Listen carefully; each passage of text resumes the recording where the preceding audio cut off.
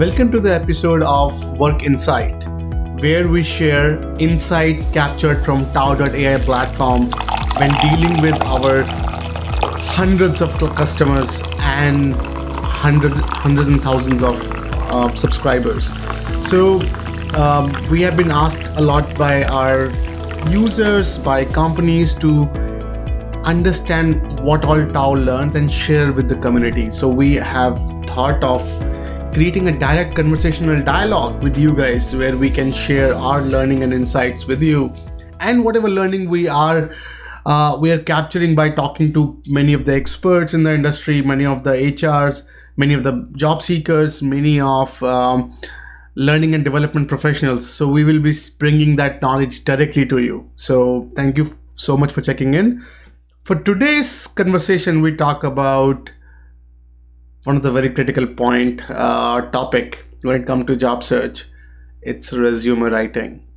So we even ourselves in TAO platform ask our, at least TAO.ai public platform, ask job seekers to upload their resume, and then our AI picks it up and then shared with the recruiters, and we make those arrangements happen.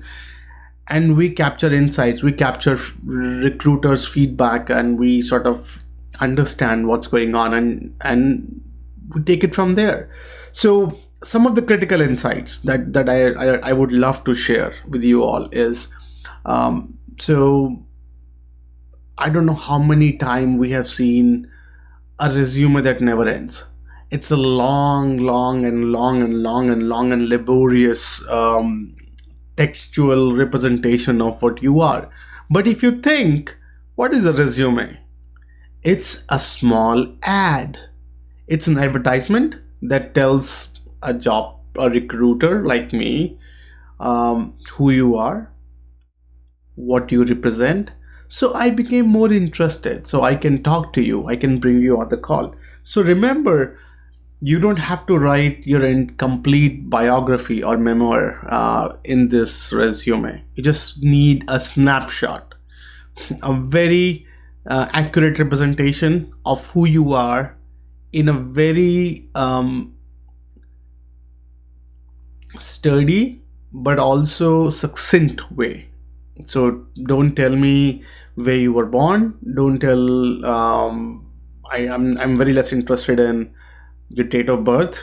So certain things that just you can throw it out, and don't explain like 17 page of what you did in your last role. Just tell me highlights, the bullet points that is applicable to the requirement that I have currently. So if the requirement says I'm looking for a coffee maker, just write that I have made coffee. I have made 1,700 coffee designs or coffee varieties. Don't explain me the process of how you made coffee and what's going on, because again, resume is not the document that will get you your job. Resume is that document that will get you your interview. And understand from the recruiter's perspective as well. They have been going through tons and tons of resumes, right? When they're looking for candidates.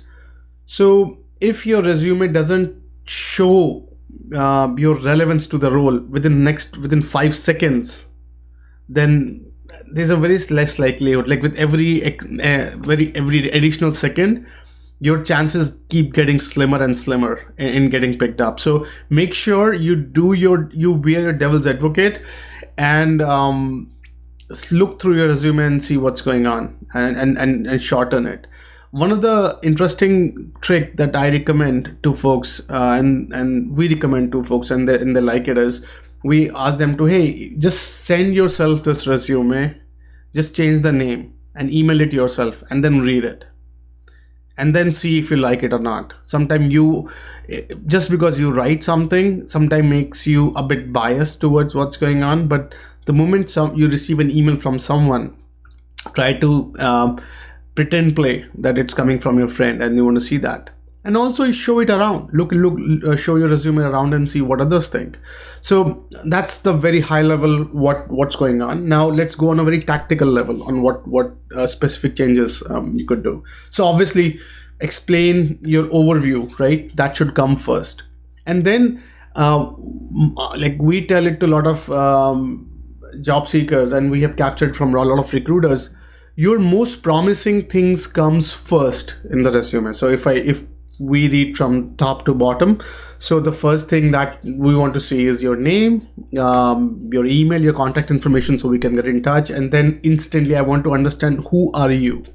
Why should I keep reading, right? So maybe give 2 to 3 or 4 lines about yourself, right? So the highlight of you. What are some of the sterling highlights that defines what you are today? And then later on, your next most promising bet, is that your work experience? Then it should come next. Is it your academic background? That should come next. And in each of those, in your academia or in your projects that you have undertaken, or in the roles that you have undertaken, the typical rule of thumb I would advise is write maybe 1 line.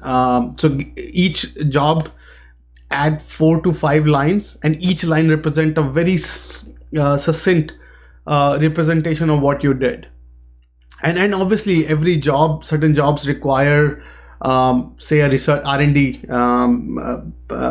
job descriptions require you to tell more, but the more you can say with less shows your depth of understanding on a topic. The more you explain it on the document, explains that you lack the ability to storytell in a minimalistic way, right? So it is very easy to be long, or it's very easy to say be verbose, but it is very difficult to be short. So that's why keep that in mind, that if you just be your devil's advocate and keep removing words that doesn't add too much to the construct of what you want to say, right? So 1 line per project, 3 to 4 line per company. Academics, do talk about your projects or highlights your extracurriculars, because that defines what you are beyond work. So if you do a lot of volunteer stuff, that's a good enough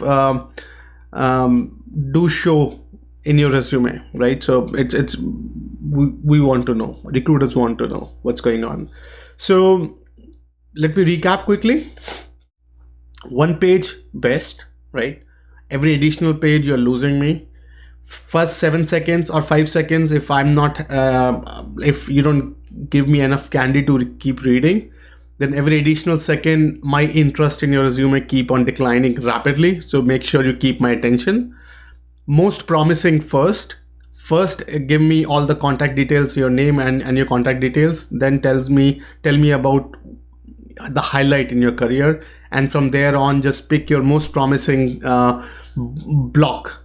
So whether it's your experience block that should come, or your academic block, just whatever you think is most efficient or you want to push out, do that. So, and then each job description or each job that you undertook or each project you undertook, 3 to 4 lines of activities you did. Each activity at best 1 line. Definitely don't do 1.5 lines. So either 2 lines, 1 line, and that's about it. So don't go too much. Don't leave the line in the middle, and make sure your resume has enough white space, right? So I hope this is helpful. Do leave in comments what do you think, and if you have any additional insights that you want to share that we could put in maybe in a follow-up video on resume writing.